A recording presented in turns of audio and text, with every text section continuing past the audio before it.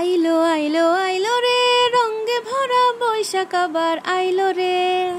Hi everyone, আসসালামু আলাইকুম। সবাইকে পহেলা বৈশাখের শুভেচ্ছা, শুভ নববর্ষ। আজকে সকালে ঘুম থেকে উঠে পড়েছি, দেখতে পাচ্ছেন আমার চোখ দেখে এখনো কিন্তু চোখটা ফোলা ফোলা। তো ঘুম থেকে উঠেই আমি রান্নাঘরে চলে এসেছি। ইলিশ মাছটা কাটবো, ভাজবো, দেন পান্তা ভাতের সাথে খাবো।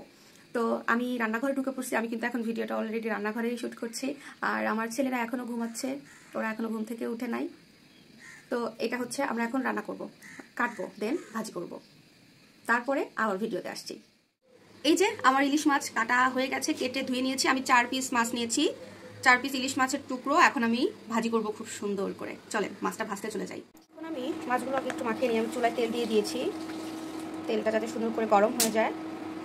এখন সামান্য একটু হলুদ দিয়ে নিলাম, এবারে দিয়ে নেব সামান্য একটু মরিচ, আর সাথে দেব অল্প একটু লবণ।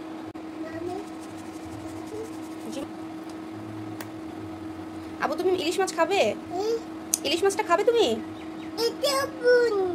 এটা ফোন। আচ্ছা, এটা কি বলো তো? এটা মাছ বাবা, এটা মাছ। বলো এটা ফিশ। আমি এখন একটা একটা করে মাছ দিয়ে দিই। বাবা হাত দিও না, এটা হাত দিও না। তোমার মোটামুটি তেলটা গরম হয়ে গেছে। আব্বু তুমি কি দূরে যেও, হ্যাঁ মানা?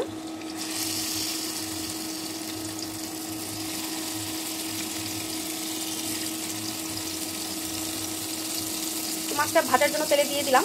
এখন একটু কালার হোক, এক পাশে উল্টানোর পরে আবার ভিডিও ধরছি। এখন একটু উল্টে দেখি কি অবস্থা হলো। হয়ে যাচ্ছে অনেকটা।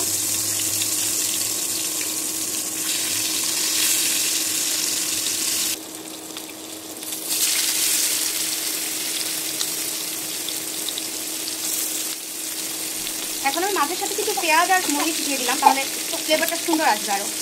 আর মাছ ভাজার সাথে আমার সবসময় পেঁয়াজ মরিচ খেতে খুব ভালো লাগে।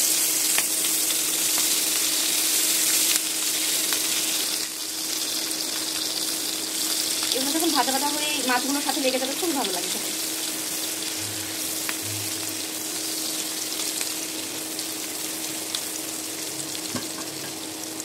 পেঁয়াজগুলো মোটামুটি ভাজা হয়ে গেছে। এখন আমি মাছগুলোর সাথে মিশিয়ে দিচ্ছি।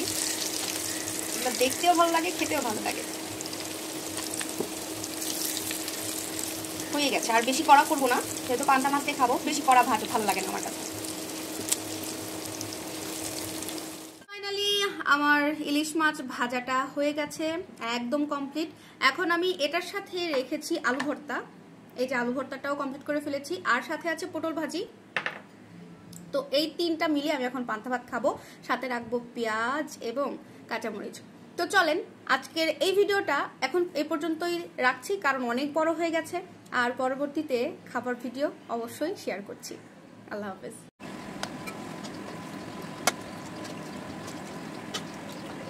জি নাই